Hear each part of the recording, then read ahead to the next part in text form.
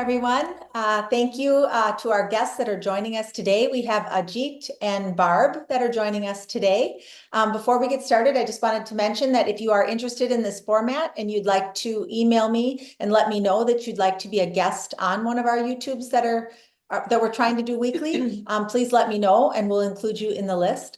Also, we have a group activation that is about half full that is scheduled for April 17th. So if anyone's interested in that, you can find information on the website, athenaintruth.com, under the courses tab. So welcome to both of you. We don't know if Athena wants to start or if she would like the permission first. Oh, yes, I'm sorry. Permission. Yes, I almost forgot that. Do we have permission from both of you that we can have you on our YouTube channel? Yes. Absolutely. Thank you. Thank you. Okay, so we'll get started. Athena, do you want to start? Sure. All right. We are most grateful for your participation in the exchange that we are about to have. We are finding that humans are quite interested in resolving issues or going through things that people are personally experiencing in their lives. So you are providing an opportunity for that, and we are grateful to it. Who would like to begin today by asking a question that perhaps they are needing some guidance in? I'm going to start. Okay. I just lost a very, very, very, very dear cousin by the same name as mine. She was buried this morning, my time, this afternoon, European time. If possible, I would just like to know how she's doing. I know she's not in pain anymore, she's not suffering anymore, but if I could hear from her, that would really, really help. Well, the first thing that we want to point out to you is the emotion that you are feeling in regard to the passing in that experience that you are going through. When a human moves to an emotive state, and right now for you, it is a present state. Oftentimes they will leave the present moment and they will go to a moment where they have actually felt that way. And that's where they start creating from. Grief, in fact, is a perception or belief that something that existed no longer exists. And we know that there is a withdrawal from your experience in the way that you are feeling it and not having that person here. But we want to let you know that the real grief feeling that you are feeling is held by a perception or belief that a life has ended when in fact a life never ends. Yeah. So just to get that understanding that when a human releases itself from its experience, from expressing as a human, they don't miss a beat. They feel every bit as alive as they do when they are inhabiting the body. However, they drop that guise or that disguise, and then they move back into the expanded version of themselves. So if your friend were able to sit in the chair that we are sitting in, she would tell you it is a glorious place to be. It is a place where all positivity exists, that there is no suffering, that there is no choice in negativity. And it is actually the place that we are trying to move humans to in the teachings that we are offering, is that you can expand your consciousness to higher levels of which suffering is no longer a part of. So the choices that you would have an emotion would be of a higher tone or something that felt in the love category, such as appreciation, gratitude, joy, happiness, those types of emotions. When a human is in density or in third density form, there are a lot of lower density experiences that require them to choose from lower toned emotions, such as you are experiencing in grief, in suffering, in loss, because that is part of your physical plane in the loss or the perception that you have lost something. And so as you move into higher planes of existence, there are not those same emotions or tones because the physical body doesn't exist. Dying doesn't exist. Yeah. And so someone taking something from you or not providing you with what is needed, everything that is needed is satisfied. You do not have a body to sustain. You do not have a body to worry about dying. You do not have to worry about someone taking your spouse or not having food on your plate. So in the higher tones of vibration of which the body does not exist, those emotions don't exist. So we can tell you fully and wellly that she's quite happy in the place that she finds herself in right now. Thank you. Thank you. You're welcome.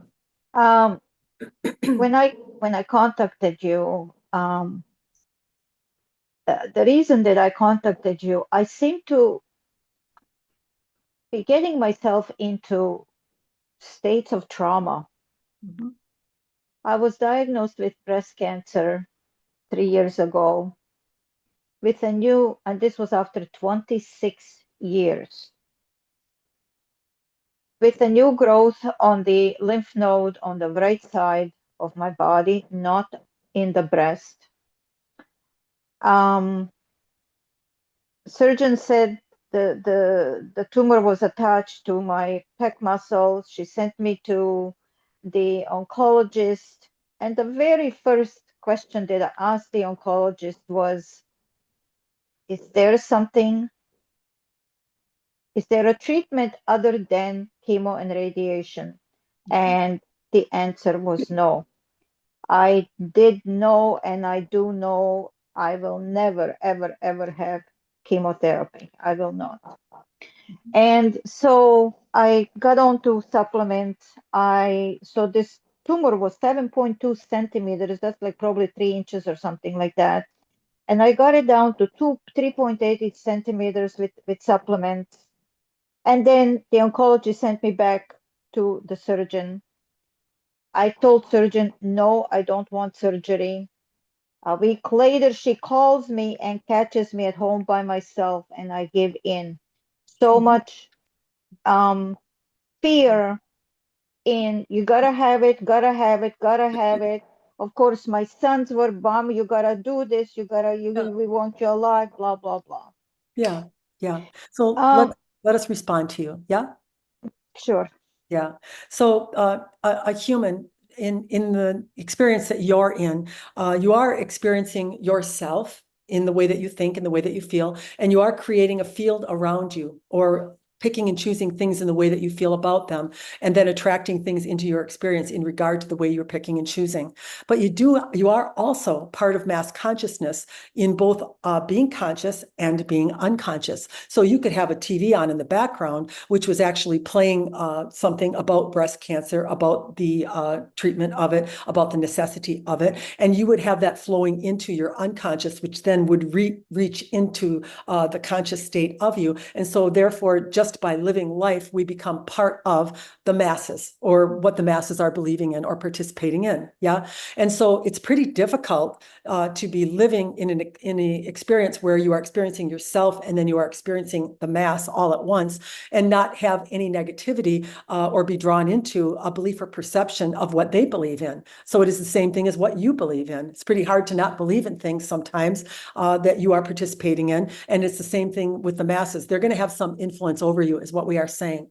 And so what you eventually ran into was the influence that those masses have over you. And so when you are holding a fear, when you are holding something that is not completely a clear vibration to the healing of yourself, then you need to take the treatment, because you have some believability and some not believability in the one that you are taking. And then you have some fear surrounding if I don't take the other one. But here's what we would guide you to do.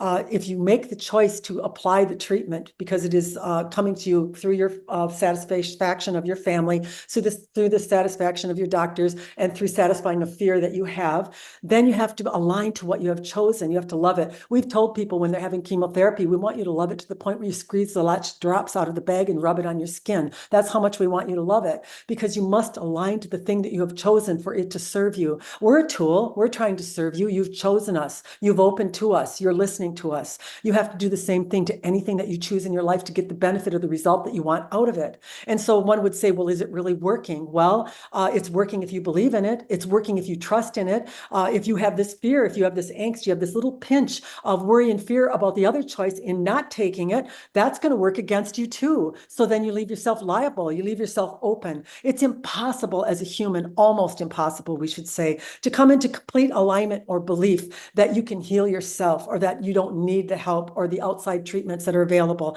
And some of them are very productive. Some of the medical treatments that are offered, let's say in depression, they are altering a chemical state that, yes, has been brought on by the way that you have felt by an extended period of time, but you have actually moved or adjusted the chemicals within you to support the depression that you are experiencing. So the idea that you take something that it brings you out of it into a re-remembering of what it felt like to be in balance can be a useful tool, you see. So our advice to you would be, you've made this decision. You've tried to go about it on your own. You have not completely eradicated it. The universe sent mirrors or people to you to push you in the direction of taking it. So take it, but take it with gratitude, with appreciation, with love, with knowingness that it's going to get you the result that you want, you see.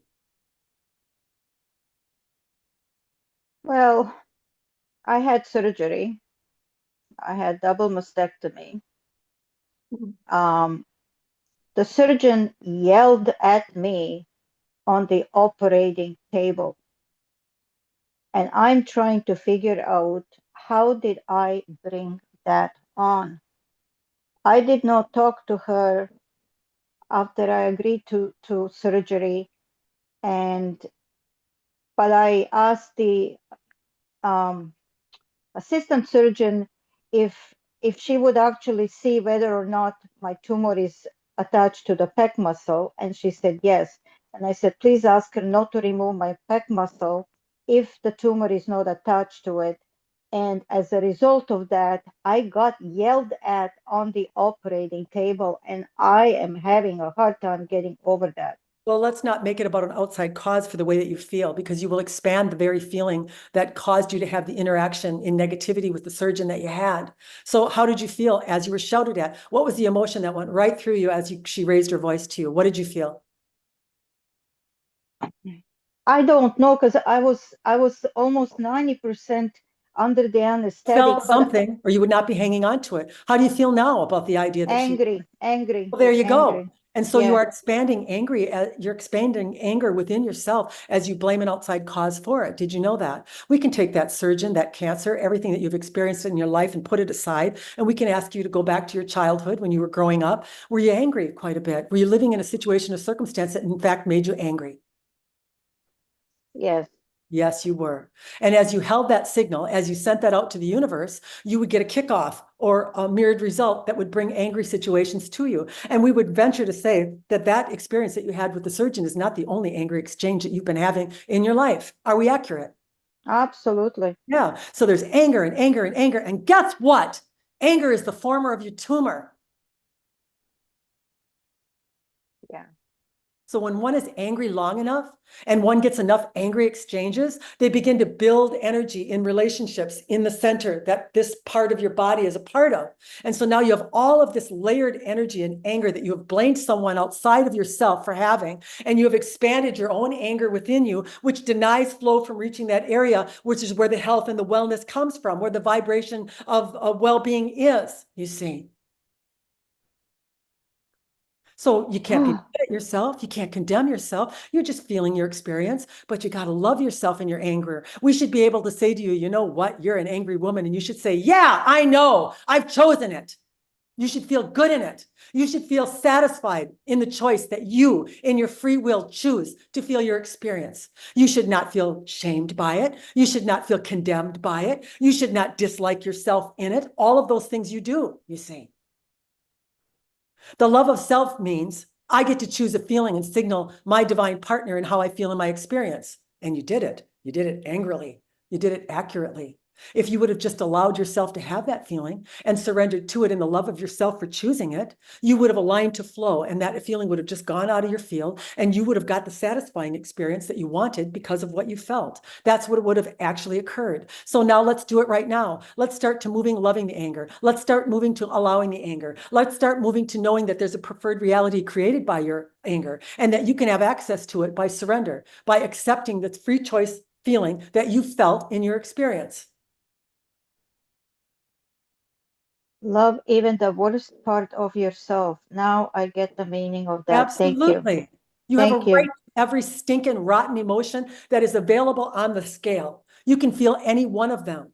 But if you start to blame an outside cause, if you start to attach to that emotion and condemn self for having it, you will expand that emotion into something far worse than just a mirrored person coming into your experience that you don't like the feel of. You will end up creating an affliction. You will end up creating a problematic thing in your body, you see. Yes. Thank you. Thank you. Thank you. Ajit, did you have a question you'd like to ask? Yes, I did. A couple of questions. Okay. All right. So the first question is related to the Kundalini energy. I did have an activation. I think I won't go too much into my story, but I was almost drawn to the activation without consciously uh, deciding to do it, which is sort of Yeah. a very weird occurrence in my life, which That would be the divinity aspect of you guiding you. yeah, it was felt a little bit random, and after I did it, it brought out some fears about it, and certain things happened that I have now come to terms with. But there is one thing that I have not been able to understand. So I'm seeking truth about this phenomena. So essentially, I follow many spiritual teachers. About a few years ago, this ramped up in my life out of, I wouldn't say out of nowhere, but it really ramped up in my life, and certain events happened. I had a pre-birth memory, and then I started investigating even more and more and more. So regarding this, there are a lot of teachers that I follow who I respect a lot, and I've learned a lot and gained a lot. But for example, one teacher was talking about the Kundalini energy and about this serpentine sort of nature to it. And she was going into, this is some person's higher self, and she was channeling it. And she's like, it is not beneficial to have this in a slate. I'll sort of quote what I understand or what I remember, and the doubt it caused in me. So it is not perhaps very effective to have it in a certain animal-like consciousness, because certain animal-like consciousness have certain pros and cons. And in her opinion, the pros and the cons of having this in a sort of snake-like energy is that it quote unquote overtakes your chakras, or doesn't, it is limiting in your evolution in some way. But she did not expand on that. I had sent her more questions, but I did not get an understanding. At the same time, since this has happened, I have a lot of energy in my body, which I generally find invigorating, and I generally feel is positive. I don't feel bad about my life in any way. I feel I'm overall becoming more empathetic, compassionate, which is, I'm going in the direction which I feel I should be going. So I'm not really understanding the precaution that like she was highlighting. Sometimes during some like advanced meditations, using some other technologies, I've sort of seen a sort of violet sort of snake in my third eye. So don't know what to make of it, had the experience. But it did leave a question in my mind about the the energies flowing in my body. And because a spiritual teacher who I respect sort of cautioned against certain practices or whatever, I'm like, that raised for me, like, am I doing anything that I need to alter? How do I do this holistically? Because I started with little understanding of this topic, and in general this topic is a little bit shrouded in mystery, a little bit like a lot of blogs are out there, but to really get to the truth of the matter, there isn't that much knowledge on this topic that one can like get to the heart of quickly. So yeah. We would respond to that question that we are neither for or against what anyone's statements are in their perception or belief of what Kundalini energy is, and whether in fact it is a healthy thing or not a healthy thing. But what we would tell you is that Kundalini energy can be activated in a variety of ways. There can be people who unknowingly walk out of their house and have a little trip, and their Kundalini energy becomes activated. So in fact, they have not pursued it. They have not even focused on it or concentrated in that direction, and they have had a direct experience with it. Then there are those that become activated by people who have fully activated Kundalini, and that by that we would mean they had a Kundalini awakening, and after many years of service and intent, that energy rose and met the crown, where the female and the male energy actually unite together, and at which point it becomes a transferable energy or something that is spreadable, which is actually being spread just by them being in the room or in the presence of others, and stimulating their energy centers, by the way, without them even knowing it. And so we would tell you that the way that it happens or when it happens is not necessarily a negative. There are those that have gone to practices or places where there is a focused concentration with no preparation, where their energy centers are opened and they go into what is called a period of the dark night of the soul or suffering. And what that actually is a review of the things that they are seeing within themselves that are disconnected, that they are not appreciating or grateful for seeing. If a human would move to gratitude and appreciation for perhaps seeing some characteristics in themselves that have been revealed by that energy that are not connective, they would very quickly move those out of their field. So you have control over that based upon your wisdom and knowledge and understanding that that energy is solely here to assist you in removing lower vibratory beliefs and perceptions and tones that are stored not only in your 7 energy centers, but in the 122 that are located within the side of the body that can go on from one lifetime to the next. We do not see the activation of Kundalini as a negative or something that is at all meaning to harm a human. However, sometimes in the view of what they are holding, they will draw the perception and belief in suffering that this is a miserable thing and that they are a miserable person because of some of the experiences that are kicked off that are held in their energy centers. So that's what actually occurs. In Robin's case, there was an activation with not much preparation. Yeah. And she did have a dark night of the soul. But in her case, she ended up learning how to work with that energy. She actually brought it down through the crown and was able to open the centers that were problematic for her during the first rise. She eventually worked her way out of that dark night of the soul. She became then a channeler. We became connective to her. And so she has since learned that in her journey, everything that she experienced has become a tool or something useful for her to use in the application and in the help of others that are on that journey. We can't really state that any way that it happens is the wrong way, because we don't know what the satisfying path that the human will take in service and in the way that they're going to use the experience that they're having. And so many people, we can tell you this, that are drawn to us or are drawn to have a Kundalini awakening are actually already having a stir of that energy. So they're looking for an outlet or a tool or something that will continue them in that direction that they are wanting to achieve that awakening in. And so we can't condemn anything in the way that it happens. And we would say that the way that it is going to be presented to them as they will be in service with it may involve a partial rising. It may involve a dark night of the soul, so that they have knowledge, they have wisdom, they have firsthand feeling experience of what where a human is at. In a perfect world, maybe you would be in an ashram for 2 years and you would gently be working yourself through each one of the emotions that are held. And then you would get a very smooth, natural rise with no bumps and no dark night of the soul. That does exist too. That is a possibility. But the path that you've chosen is the path that you've chosen. Yeah. I think I understand that. I think I had one specific query in regards to the answer. And then there is a separate question that is unrelated to this original question I have. Is there any,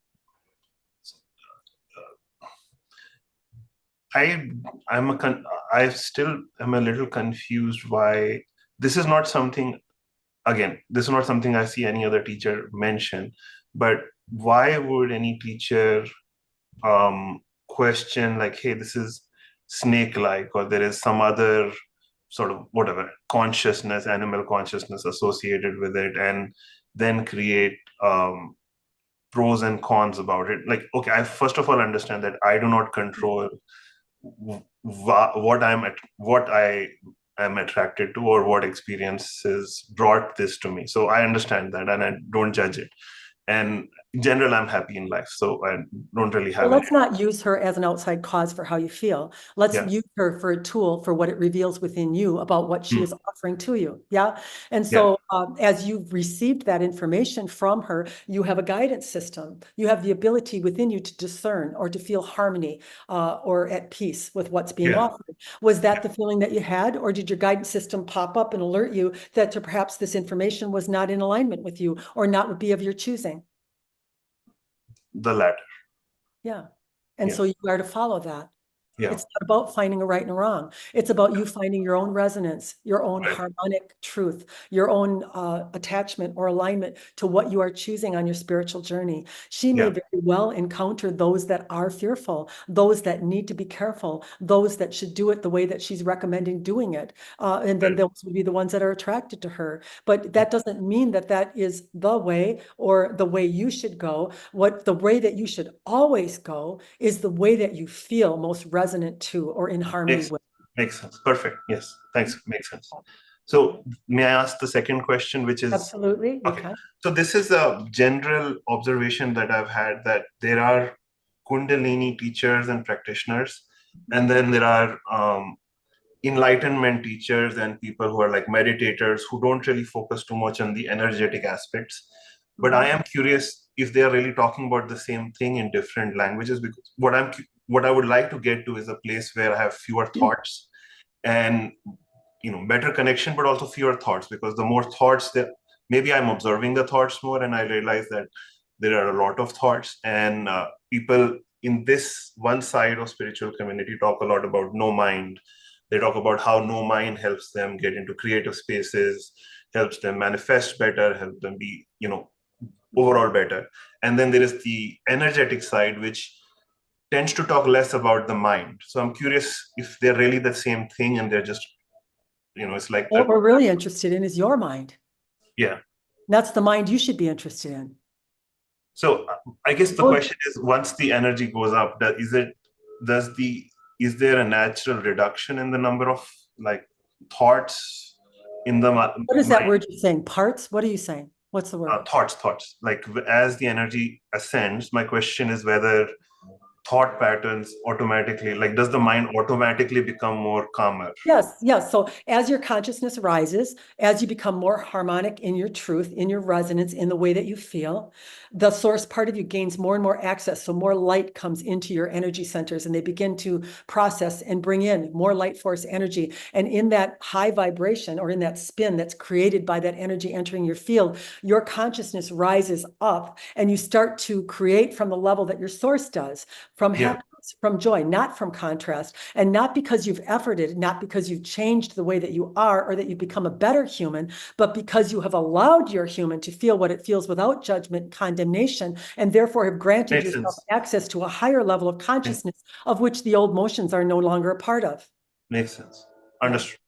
Those were my main questions. But But our outside of biggest that, caution to you would be, you are a very analytical man, and you're an interesting combination, because you not only are you're emotional and you are kind and you are wanting to expand, but there's this other part of you that is very analytical and very willing to give your power away, perhaps to someone that you believe is higher than or better than. And we would keep all that power within yourself and continue to love and accept yourself in the way that you feel, and continue to open yourself to that very vast universe that will flow right in through you, through your energy centers. It will empower you. You will have access to the wisdom and the knowledge and the sound feeling that it feels in the vibration of the knowingness that you are exactly correct in what it is that you are receiving. And you will no longer need to trust in others outside of yourself as a guide or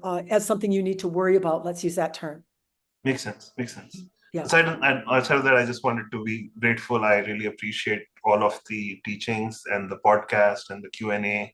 And I really love like your and Heidi's dynamic. It's very What accessible. our greatest desire is, and we actually just had another recording that we did with someone where we talked about, we have done our job, whether we stimulate you positively or negatively. We are trying to give you a view of yourself in the way that you are creating. And so if you are opposing of us, if you are in judgment of us, if you are condemning and angry when you are in an exchange with us, that we can take the outside cause of us out of the scenario, and we can have you go and have a view of yourself in the way that you are using us as a reason for that, because you would find that those emotional exchanges are going on everywhere in your life, not just with us, but in other places. Do you understand? So it's never, ever about an outside cause. It's always about a resonance feeling or a harmonic feeling or a frequency that matches your source that you're trying to obtain through the witnessing and the processing of what it is that you are feeling in your experience when you are in exchanges. And you are to honor that. And I don't care how high the spiritual teacher is or what it is that they are touting that they know or how many good exchanges you've had with them. If you have a bell go off within you, you are to honor it. Makes sense. Thank you. And I appreciate all of your guidance. Thank you. Thank you. Barb, did you have another question? No, I'm good, thank you. You're good. Okay. Well then, Ajit, if you have any other questions, you can ask them. Otherwise, we can close here.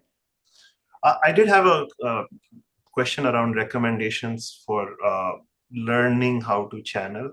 I've had, I'll share an experience that I had with one of my best friends. So I went to his house. I still want to do this. At some point, I know I will do it. I was just trying to figure out when it will happen. It already exists.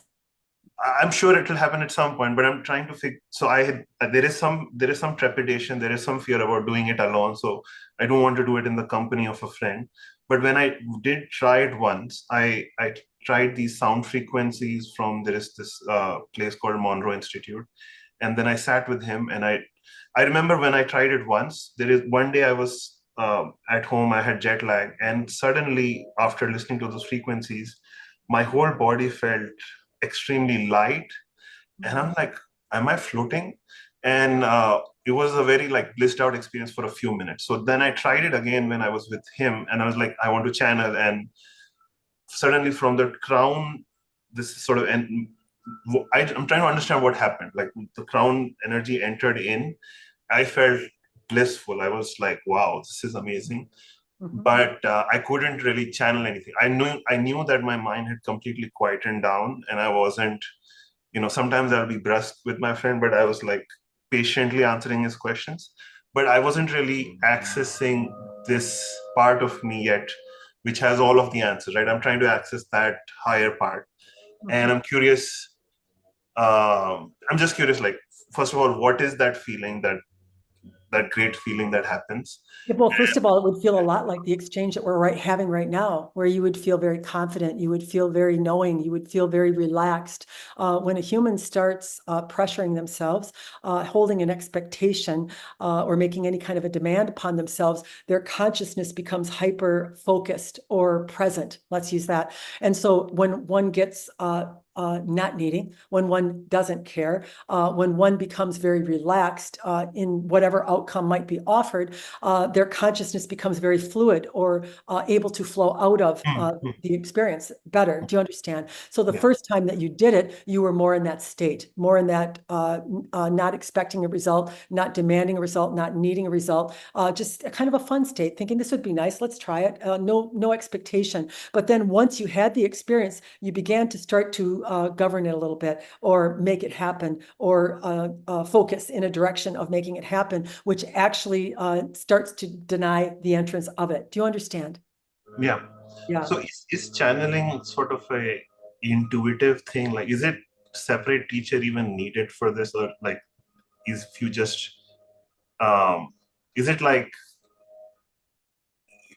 more about feeling into it and then sort of going with the flow? Yeah, it would not necessarily come in words. However, there are some channels who prefer to hear the words and then take time to stop and repeat that. There are channels that do it that way.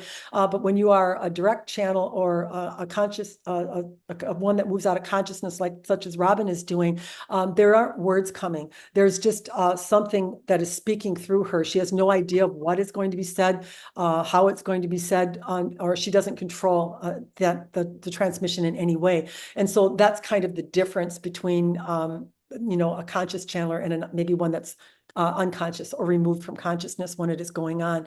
And so part of the experience that you draw to yourself is by experiencing it and then having a preference in the way that you prefer to do it, because you are constructing an experience. And it's kind of funny that people look at spirituality as being a different thing or a better thing or a higher thing, that perhaps becoming something in a profession, but it really isn't. It's a preferred thing. And so as you experience someone else doing it, you can actually prefer it that way. And then the universe will cultivate an experience that will satisfy the way you want to feel when you do it. And then it'll flow that very natural experience to you, through you, when the timing is right also, because there is a connective part of you, if you will, in the divinity aspect of you, who has this broader or grander view of you in how things will work out in your experience, whether the timing is right, whether the life is in the right spot or not, before that experience would flow to you. So sometimes a human can be really efforting, trying to get the channeling experience and not getting the result that they want. And then they become frustrated and irritated in all of these types of emotions, which are also denying the entrance of that experience. So being very trusting, very surrendering, very not needing of the experience is what actually will speed it in coming to you. Makes sense. Thank you. Well, thank you both for coming on. It was very nice meeting both of you and having you on. Something just came up for me. Okay, go ahead. So just I'm trying to figure out, I seem to get involved in, people asking questions, and I seem to be able to read the stuff that's going on for them, and I seem to be quite good at giving them advice about what's going on. And yet when it comes to me, I don't see it. I Yeah, don't that is see. because you become conscious when you are occupying your consciousness yourself, when you are starting to think about something or want to receive an answer. Robin had this problem too. If she would start to formulate a question in her mind and wait for a response, her consciousness is still in there, isn't it? And so she would run outside and tell her husband, "Ask something for me," and he would ask, and she'd be listening for the answer and not able to get it. So it requires your moving aside. And so when you're doing it for other people, you have no expectation for yourself. You have no thought about yourself. Therefore, your consciousness steps aside. And then the flow of that nice answer that comes through the intuitive aspect of you is able to flow right out, you see. Makes sense. Mhm. Yeah, that's what. Okay, I'm gonna have to. I'm not sure I understand that, but I'll Well, listen to to give you it. an example, just to give you an understanding, if Robin would start thinking right now about anything, a pot boiling of water, what she's going to do next, what someone thinks about her, if she would have those kind of thoughts during this channeling process, it would interrupt our feed. It would start to create a block, or that energy of her coming in and living her life would actually cause us to retreat. Yeah. Okay, Mhm. okay. Thank you. Thank you.